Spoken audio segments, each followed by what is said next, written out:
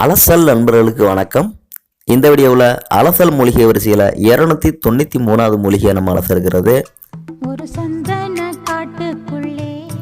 ஆமாங்க, சந்தன மரத்தை பற்றி தான் இந்த வீடியோவில் அலச போகிறோம். அதுக்கு முன்னாடி நீங்கள் இது வரைக்கும் நம்ம யூடியூப் அலசல் சேனலுக்கு சப்ஸ்கிரைப் பண்ணாமல் இருந்தீங்கன்னா உடனே இந்த வீடியோ கீழே இருக்கிற சிவப்பு கலர் சப்ஸ்கிரைப் பண்ண கிளிக் பண்ணி சப்ஸ்கிரைப் பண்ணிங்க. கூட பக்கத்தில் ஒரு பெல் சிம்பலும் சேர்ந்து வரும், அதையும் சேர்த்து கிளிக் பண்ணி வச்சுங்க. நம்ம அலசால போடக்கூடிய ஒவ்வொரு மூலிகை வீடியோக்களையும் நீங்களும் சேர்ந்து அலசுவதற்கு உங்களுக்கு வசதியாக இருக்கும். இப்போ இந்த சந்தன மரத்தை பற்றி அலசலாம். இந்த சந்தன மரத்தினுடைய அறிவியல் பெயர் மற்றும் குடும்பங்களை இப்போ நீங்கள் பார்த்துக்கிட்டு இருக்கீங்க உங்கள் ரெஃபரன்ஸ்க்காக.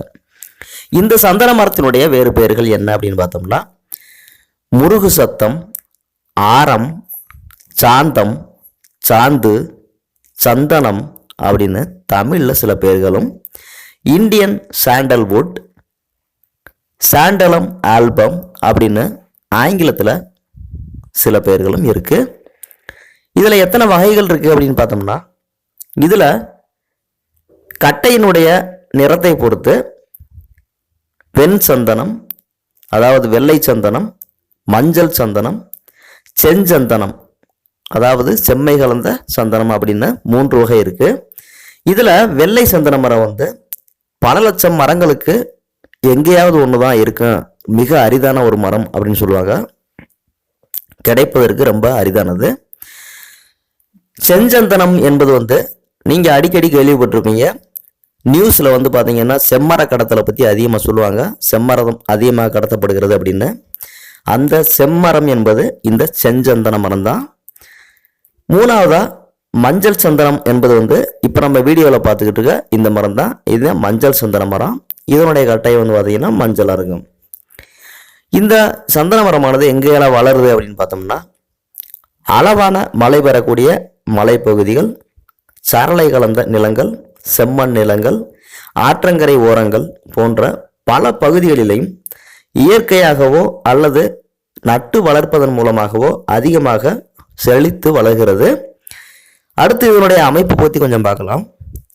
இந்த சந்தன மரமானது அதிகபட்சம் 50 அடி வரை உயரமாக வளரக்கூடிய சார்பு குணமுடைய மர வகையாகும்.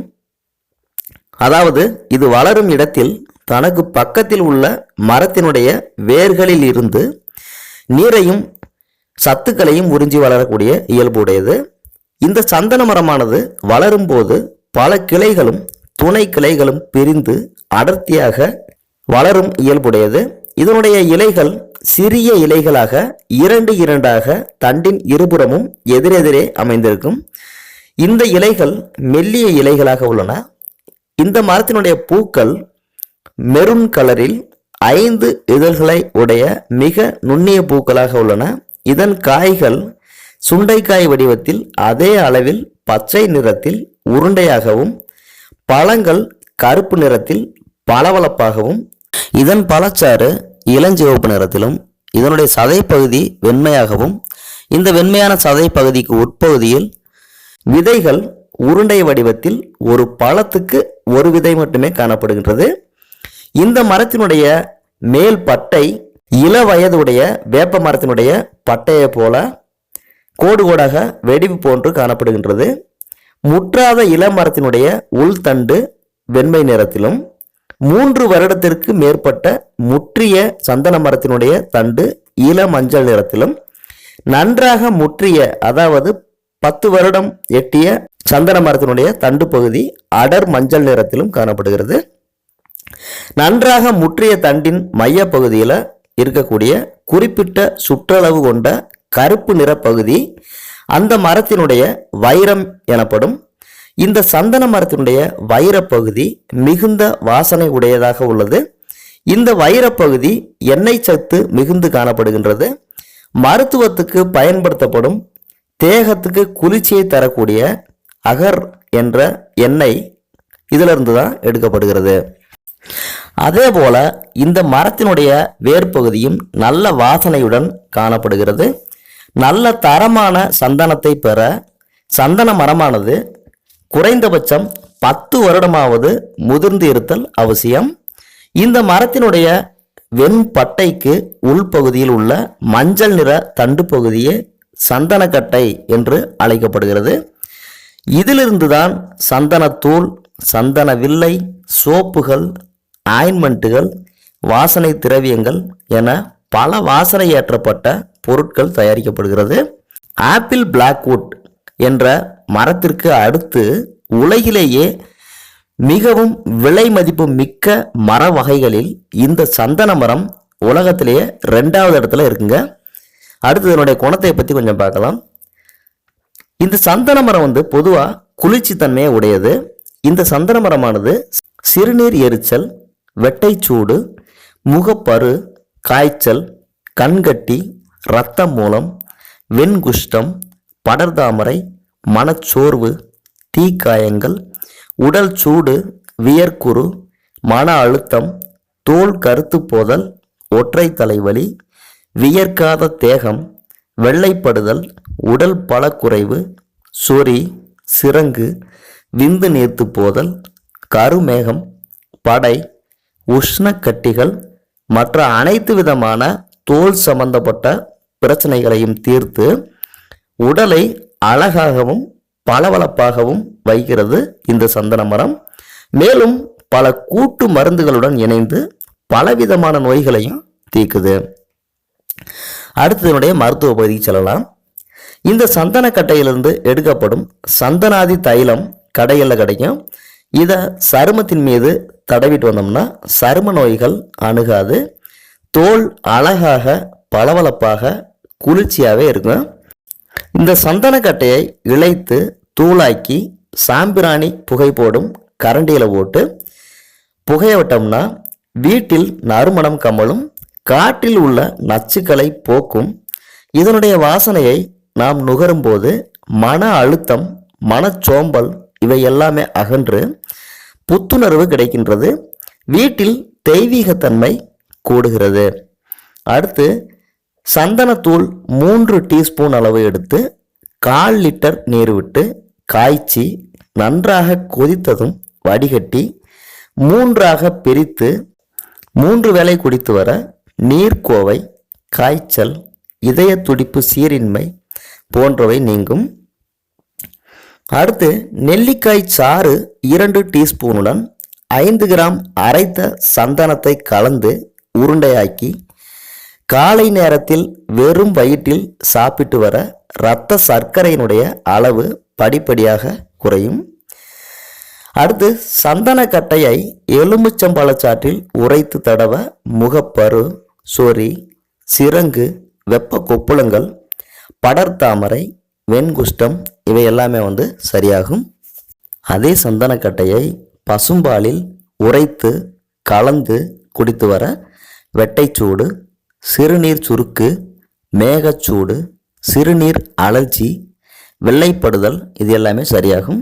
அடுத்து இந்த சந்தனக்கட்டை துண்டுகளை தண்ணீரில் ஊற வைத்து எடுத்து மையாக அரைத்து சுண்டைக்காய் அளவு பாலில் கலந்து தொடர்ந்து 21 நாட்கள் இரவு மட்டும் குடித்து வர வெள்ளைப்படுதல், கொனேரியா, பால்வினை நோய் மற்றும் சூடு சம்பந்தப்பட்ட அனைத்து நோய்களுமே தீரும். சந்தனத்தூளை நீரில் குழப்பி தலையில் தடவி வர தலைச்சூடு, பொடுகு போன்ற சூடு சம்பந்தப்பட்ட தொல்லைகள் ஆகலும். இதை மொட்டை எடுத்தவங்க செய்யலாம். அடுத்து இந்த சந்தனத்தூளுடன் பால் ஊற்றி 5 துளிகள் எலுமிச்சை சாறு விட்டு கலந்து முகத்திற்கு தடவி இரவு தூங்கிவிட்டு காலையில் முகத்தை கழுவ முகம் பளபளப்பாக மென்மையாக ஜொலிக்கும். சந்தனக்கட்டையை உரைத்து நீரில் கலந்து குடித்து வர இரத்தம் சுத்தமாகி உடல் குளிர்ந்து இதய பிரச்சனைகள் சரியாகும். இந்த சந்தனக்கட்டையை எலுமிச்சம்பழச்சாற்றில் உரைத்து கண்கட்டியில் தடவ கண்கட்டிகள் இருந்தால் அமுங்கிவிடும். இந்தியாவில் கோயில்கள், வீடுகள், அலுவலகங்கள் என அனைத்து இடங்கள்லையுமே நடக்கக்கூடிய அனைத்து சுப நிகழ்ச்சிகளிலும் விழாக்களிலும் சந்தனம் இல்லாமல் விழாக்கள் இல்லை என்று சொல்லும் அளவுக்கு சந்தனம் முதலிடத்தை பிடித்துள்ளதை நாம் அறிவோம். அவ்வளவு ஏன் பழனி மொட்டையாக இருந்தாலும் சரி, திருப்பதி மொட்டையாக இருந்தாலும் சரி, மொட்டையில் பூசுவது என்னமோ ஒரே சந்தனம் தாங்க. அவ்வளவு பெருமை வாய்ந்தது இந்த சந்தன மரம். முன்னாடியெல்லாம் சந்தன மரம் நம்ம வீட்டில் நம்ம இப்போ காட்டுகளை வளர்த்தோம்னா கவர்மெண்ட்டுக்கு 25% வந்து கமிஷன் அது இதுன்னு நிறைய பிரச்சனை இருந்தது. இப்போ வந்து சந்தன மரத்துக்கு அவ்வளோ கெடுபிடி கிடையாது, எல்லாருமே வந்து வளர்க்கலாம். சில முக்கியமான விஷயங்களை நீங்கள் தெரிஞ்சுக்கங்க.